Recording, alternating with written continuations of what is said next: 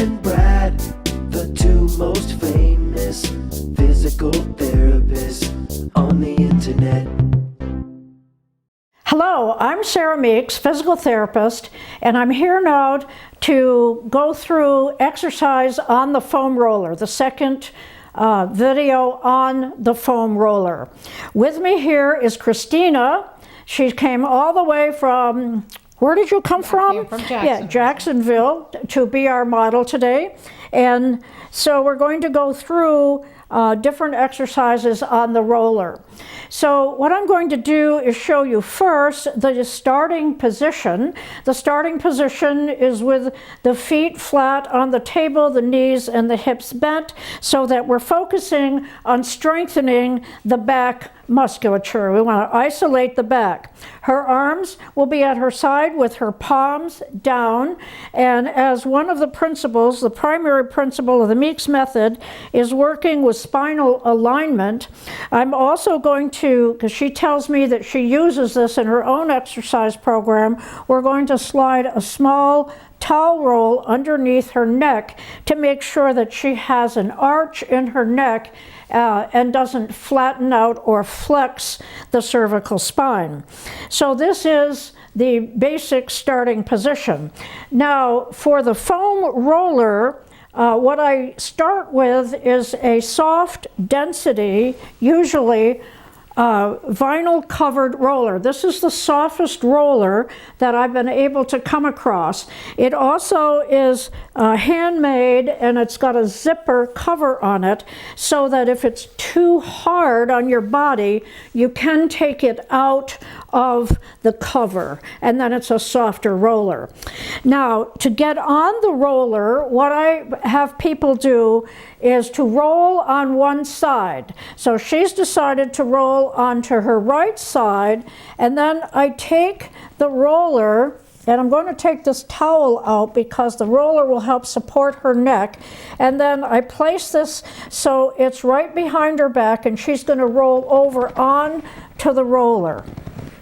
And then she'll make sure that she's straight on the roller by feeling where her sacrum is and also where her head. They should be in alignment for this exercise. Now, when I start someone first out on these rollers, sometimes it's enough for them to just learn to lie on the roller.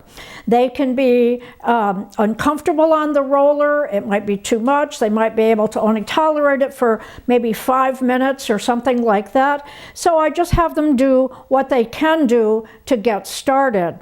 So after they become comfortable, I want them to know that what we're working on is primarily balance and strengthening of the back muscles, so that when I take her through a series of exercises, such as I'll have her pick up one arm and then the other arm and then the foot and so on, it doesn't matter how high she lifts the extremity. If she gets her arm only 1 inch off the table or 2 inches off the table, that's enough, because as we start out, she is balancing with 4 extremities, both arms and both feet. So she only has to lift it 1 inch, or she could lift it up to her shoulder, or she could lift it up towards her ear, whatever she wants to do. Okay, I let them do whatever they want to do. Of course, the higher they lift, the better balance they have to in order to do that. So I'm going to take her through a series of exercise, and as I do this, one of the things that I do with my patients, I don't tell them which extremity to use first or to start with or anything like that. I let them choose, okay? So the first exercise I'm going to ask her to do is to pick up one arm, don't do it yet, is to pick up one arm off the table and then put it back down, and then we'll go through the other arm and 2 legs and so on. We'll go through a whole series like that. And I let her pick which side she wants to start with. Are we ready, Christina? Ready. Okay, great. Okay. So with that being said, begin to focus on your breath. You want to make sure that you're breathing continuously through the exercise, okay? So take a breath in and bring up one arm up and down 3 times. Keep the elbow straight. And then we do the other arm. And I want you to notice now if anything changes according to your balance. You may notice changes in your body as you do this. Okay, that being said, we're going to start with the legs, so I want you to keep your knee bent and your hips bent on either side and pick up one foot up and down 3 times. And then the other foot.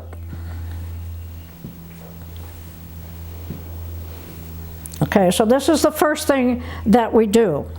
Now, I'm having her do this in the easiest position of the arms. It's also possible, as you learn to do these exercises, that you could turn your hand facing your body so that you have your arm in a more neutral position, or you could even turn your palms upward. But the easiest position to teach people is internal rotation of the shoulder, because that's the position that they're used to being in anyway. Okay so far? Yeah. All right, take one arm and place it across your chest. Okay, and then pick up the other arm up and down 3 times. I'm taking her through 3 repetitions of each exercise. I use the formula 3, 5, or 8. 3 for people who are first starting out, 5 for those that have been doing it for a while, and 8 for the more athletic individual. Keeping the arm right there, pick up 1 foot, up and down 3 times. And then the other foot.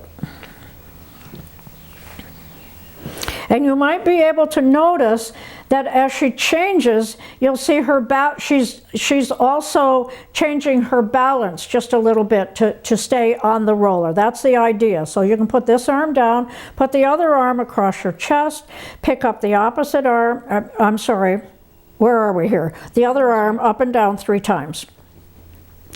There's a lot of exercises in this one. Okay, and then 1 foot up and down 3 times.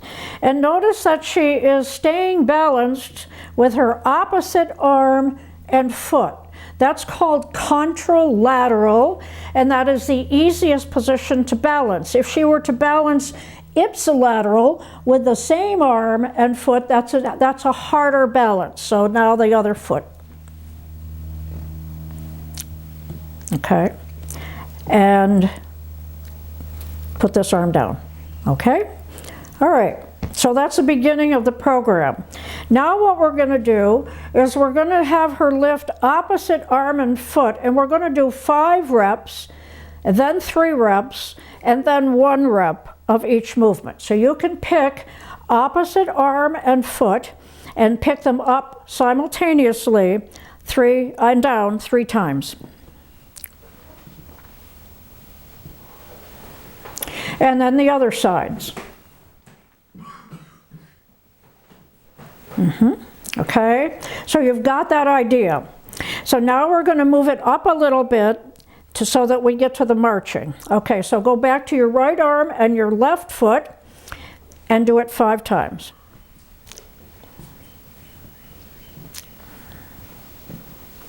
We're getting ready to march, okay? Then the other opposites.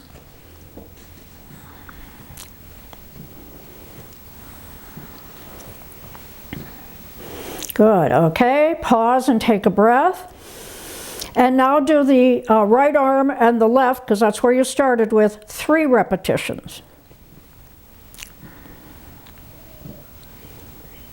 And then the other sides. Okay, and then take a breath again, and now you're going to march. So you're going to pick up your right arm and your left foot 1 time, put it down, and then go immediately to the other side and do 5 reps on each. Okay? Oh, so this is the marching, we call it. So she has to change very quickly, and if she's not careful, and if she doesn't put her hand and her foot down at the same time, she can end up with all 4 extremities off the table, and that can be where she loses her balance. Remember, this is all about balance. I tell people that they can squeeze between their shoulder blades to maintain balance.